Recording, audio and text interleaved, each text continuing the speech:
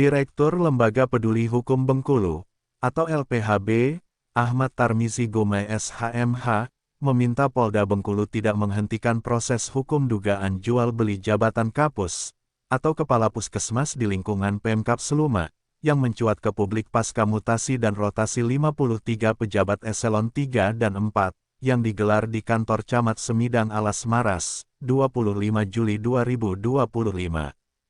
Terlebih, selain Polda Bengkulu sudah memeriksa cukup banyak saksi, salah seorang di antaranya mantan Kepala Puskesmas, yang dicopot dari jabatan karena tidak setor uang, Diharman, juga sudah menyebut 3 nama yang menghubungi dia melalui sambungan telepon selular, termasuk sudah menyerahkan bukti digital rekaman permintaan uang sebesar 45 juta rupiah, kata Tarmizi Gumai, yang juga seorang lawyer. Menjawab pertanyaan terkait pernyataan Bupati Seluma, Teddy Rahman tegas membantah adanya praktik jual beli jabatan, dengan menyebut, itu hanya kabar liar yang tidak bisa dipertanggungjawabkan, sebagaimana diwartakan Garuda Daily, edisi 30 Agustus 2025. Tarmizi Gumai berpendapat, untuk menjaga nama baik dan kredibilitasnya, Bupati Seluma, Teddy Rahman, selayaknya melaporkan kepada polisi 3 nama yang disebut oleh mantan Kepala Puskesmas, Diharman, yang dicopot dari jabatan karena tidak menyetor uang untuk tetap menjadi Kepala Puskesmas.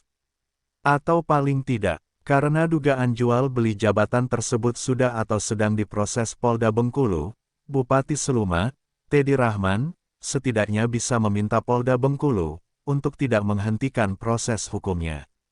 Jika tidak, masyarakat tidak akan percaya begitu saja bahwa dugaan jual beli jabatan Kepala Puskesmas di lingkungan Pemkab Seluma hanya kabar liar yang tidak bisa dipertanggungjawabkan, sebagaimana pernyataan Bupati Seluma, Teddy Rahman.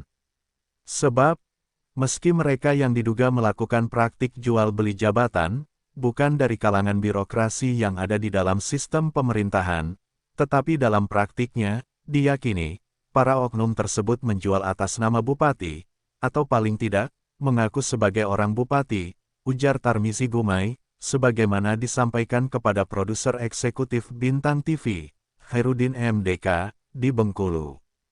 Terpisah, diungkapkan 2 petinggi LSM yang meminta tidak disebut nama, dengan alasan beberapa pejabat di lingkungan Pemkab Seluma masih terbilang keluarga.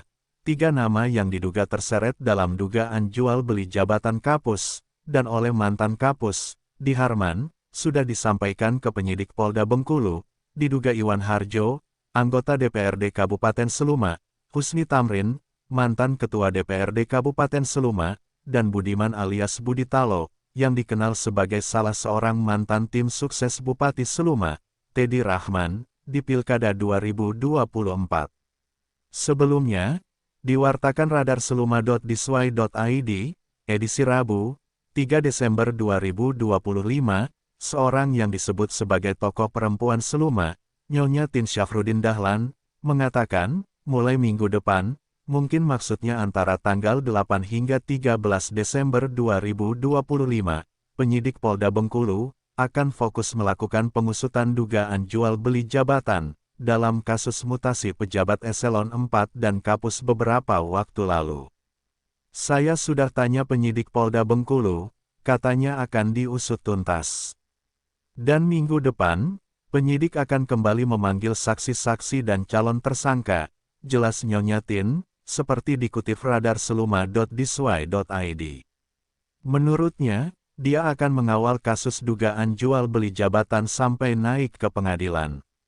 Akan kita pertanyakan terus, kalau perlu sampai ke Mabes agar naik dan tuntas, jangan sampai kasusnya mandek dan menjadi pertanyaan di masyarakat.